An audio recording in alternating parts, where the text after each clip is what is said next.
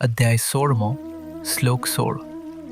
અનેક કલ્પનાઓથી ભ્રમિત થઈને મોહના જાળમાં ફસાયેલા અને કામનાઓના ભોગમાં સંપૂર્ણપણે આસક્ત થયેલા આવા લોકો અંતે અપવિત્ર નરકમાં પડી જાય છે.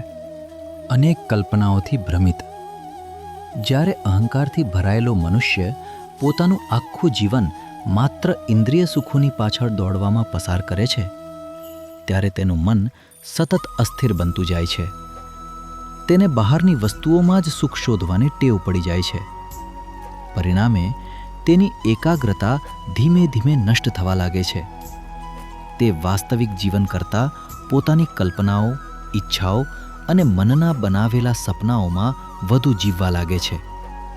આ રીતે તે પોતાની જ કલ્પનાઓમાં શક્તિ ગુમાવી દે છે અને અંતે માનસિક રીતે થાકી જાય છે. મોહના જાળમાં ફસાયેલા આવી વ્યક્તિની બુદ્ધિ પણ ધીમે ધીમે નિર્બળ બની જાય છે. તેની વિવેક શક્તિ મોહ, ભ્રમ અને ખોટા મૂલ્યોના જાળમાં ફસાઈ જાય છે.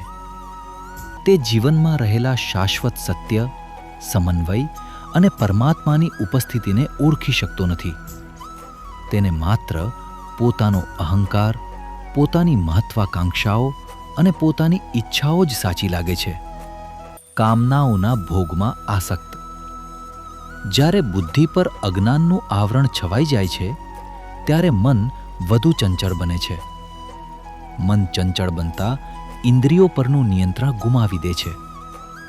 જે ઇન્દ્રિયો મન અને બુદ્ધિના સાધન હોવા જોઈએ, તે જ મનુષ્યને પોતાની પાછળ ખેંચવા લાગે છે. પરિણામે તે કામનાઓ અને ઇન્દ્રિય સુખોનો ગુલામ બની જાય છે. જેમ નશામાં રહેલો ડ્રાઈવર ગાડી યોગ્ય રીતે ચલાવી શકતો નથી, તેમ અજ્ઞાન અને કામનાઓથી મોહિત થયેલો મનુષ્ય પોતાના જીવનનું યોગ્ય માર્ગદર્શન આપી શકતો નથી. તેઓ અપવિત્ર નરકમાં પડે છે. આવી વ્યક્તિ શારીરિક રીતે થાકી જાય છે, માનસિક રીતે ગૂંચવાઈ જાય છે અને બુદ્ધિથી અસ્થિર બની જાય છે. આ રીતે તે પોતાના માટે જ એક નરકનું સર્જન કરે છે. તે પોતે દુઃખી રહે છે અને પોતાની અશાંતિનો પ્રભાવ આસપાસના લોકોને પણ પહોંચાડે છે. જો તેની આસપાસનું વાતાવરણ શાંત અને સુખદ હોય, તો પણ તે પોતાની અશાંતિથી તેમાં વિક્ષેપ ઊભો કરી દે છે. આ જ અપવિત્ર નરકીય જીવન છે. નરક કોઈ અલગ જગ્યા નથી. મનુષ્યનું પોતાનું મન જ્યારે હિંસા, દ્વેષ, લોભ, ભય, અસંતોષ અને અશાંતિથી ભરાઈ જાય, ત્યારે તે જ નરક બની જાય છે. અને જ્યારે મનમાં શાંતિ, પ્રેમ, સમતા અને સમન્વય પ્રગટે છે, ત્યારે એ જ મન સ્વર્ગ બની જાય છે.